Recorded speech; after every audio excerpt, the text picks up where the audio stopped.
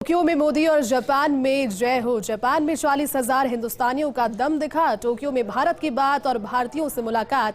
स्वागत में जयकार और जय श्री राम के नारे भी लगते हुए नजर आ रहे हैं। टोक्यो में देखिए भगवामय होता हुआ जय श्री राम के नारे।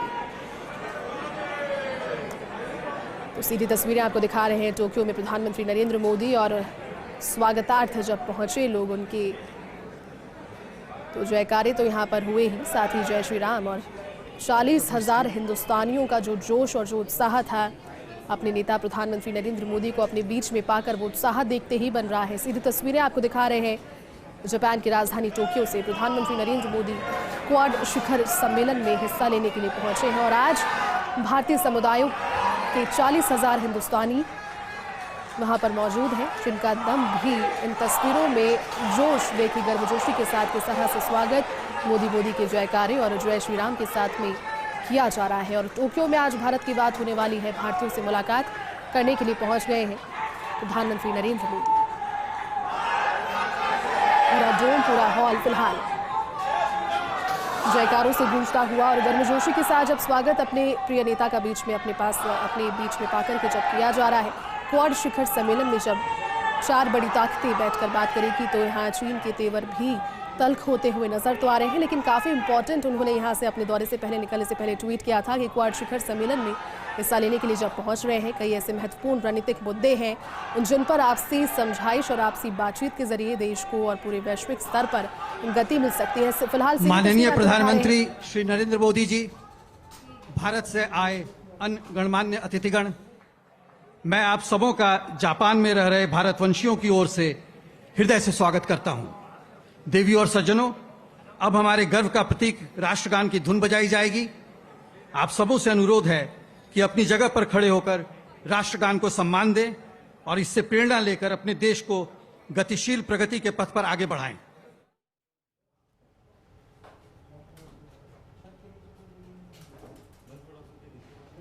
तो देखिए टोक्यो में भारत की बात और भारतीय सभी यहाँ पर अपने प्रिय नेता को बीच में पाकर के काफ़ी उत्साहित नजर आ रहे हैं। सीधी तस्वीरें आपको जापान के टोक्यो से दिखा रहे हैं। क्वाड शिखर सम्मेलन और उससे पहले भारत के प्रधानमंत्री जब पहुंचे हैं, भारतवंशियों से यहाँ बातचीत होगी और तस्वीरें उस समय की भी आपको दिखाई जब जय श्री राम के नारे लगते हुए पूरा हॉल, पूरा डोम जयकारों से गुंजायमान हो उठा। फिलहाल राष्ट्रगान वहां पर जारी है, जिसके बाद संभवतः नरेंद्र मोदी अपना संबोधन उन भारतीयों के लिए शुरू करेंगे और उनमें उत्साह साफ तौर पर नजर भी आ रहा है। खुद भी काफी उत्साहित प्रधानमंत्री नरेंद्र मोदी नजर आ रहे हैं और अपने दौरे से पहले जो तरह से ट्वीट कर उन्होंने जानकारी दी थी, अपनी खुशी जाहिर की थी।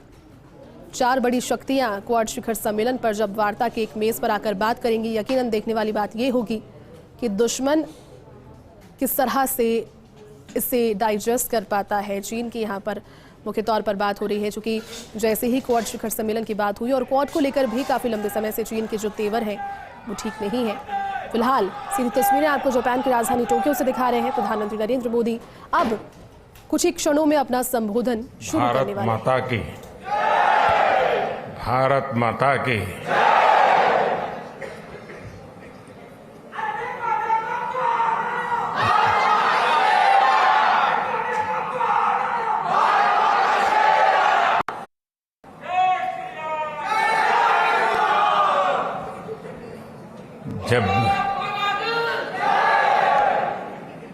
जब भी मैं जापान आता हूं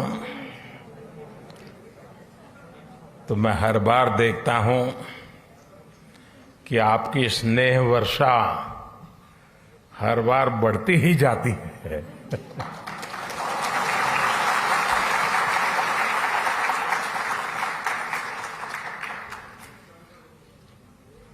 आप में से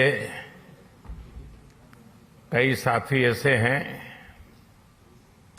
जो अनेक वर्षों से यहां बसे हुए हैं। जापान की भाषा, यहाँ की वेशभूषा, कल्चर, खानपान एक प्रकार से आपके जीवन का भी हिस्सा बन गया है। और हिस्सा बनने का एक कारण ये भी है कि भारतीय समुदाय के संस्कार समावेशक रहे हैं, लेकिन साथ साथ जापान में अपनी परंपरा, अपने मूल्य, अपनी जीवन पद्धति, उसके प्रति जो कमिटमेंट है वो बहुत गहरा है और इस दोनों का मिलन हुआ है। इसलिए स्वाभाविक रूप से एक अपनेपन के महसूस होना बहुत स्वाभाविक होता है। साथियों, आप यहां रहे हैं, काफी लोग आप लोग यहां बस गए हैं। मैं जानता हूं कईयों ने यहां शादी भी कर ली है।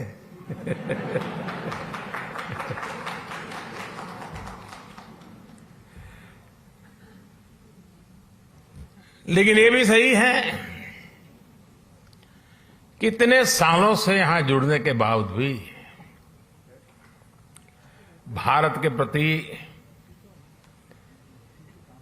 आपकी श्रद्धा, भारत के संबंध में जब अच्छी खबरें आती हैं तो आपकी खुशियों का पार नहीं रहता है, होता है ना। और कभी कोई बुरी खबर आ जाए तो सबसे ज्यादा दुखी भी आप ही होते हैं। ये विशेषता है हम लोगों की कि हम कर्म भूमि से तन मन से जुड़ जाते हैं, खप जाते हैं, लेकिन मातृभूमि के जो जड़ों से जुड़ाव है उससे कभी दूरी नहीं बनने देते हैं और यही हमारा सबसे बड़ा सामर्थ्य है। साथियों, स्वामी विवेकानंद जी जब अपने ऐतिहासिक संबोधन के लिए शिकागो जा रहे थे तो उससे पहले वो जापान आए थे और जापान ने उनके मन मंदिर में, उनके मन मस्तिष्क पर एक गहरा प्रभाव छोड़ा था। जापान के लोगों की देशभक्ति, जापान के लोगों का आत्मविश्वास, यहां का अनुशासन, स्वच्छता के लिए जापान के लोगों की जागरूकता, विवेकानंद जी इसकी खुल करके प्रशंसा की थी। गुरुदेव रविंद्रनाथ जी टैगोर ये भी कहते थे, जापान एक ऐसा देश है जो एक ही साथ प्राचीन भी है और आधुनिक भी है। और टैगोर ने कहा था, Japan has come out of memorial east like a lotus blossoming in easy grace, all the while keeping its firm hold upon the profound depth for which it has sprung। यानी कहना वो चाहते थे कि जापान कमल के फूल की तरह जितनी मजबूती से अपनी जड़ों से जुड़ा है उतनी ही भव्यता से वो हर तरफ सुंदरता को भी बढ़ाता है। हमारे इन महापुरुषों की ऐसी ही पवित्र भावनाएं जापान के साथ हमारे संबंधों की गहराइयों को स्पष्ट करती हैं। साथियों, इस बार जब मैं जापान आया हूं तो हमारे डिप्लोमेटिक संबंधों को 70 साल होने जा रहे हैं, 7 दशक। साथियों, आप भी यहां रहते हुए अनुभव करते होंगे, हिंदुस्तान में भी हर कोई अनुभव करता है कि भारत और जापान नेचुरल पार्टनर है। भारत के विकास में, भारत की विकास यात्रा में जापान की महत्वपूर्ण भूमिका रही है। जापान से हमारा रिश्ता आत्मीयता का है, अध्यात्म का है। जापान से हमारा रिश्ता सहयोग का है, अपनेपन का है। और इसलिए एक प्रकार से रिश्ता हमारा सामर्थ्य का है, ये रिश्ता सम्मान का है, और ये रिश्ता विश्व के लिए सांझे संकल्प का भी है। जापान से हमारा रिश्ता बुद्ध का है, बोध का है, ज्ञान का है। हमारे महाकाल है तो जापान में दाइकोकुतेन है,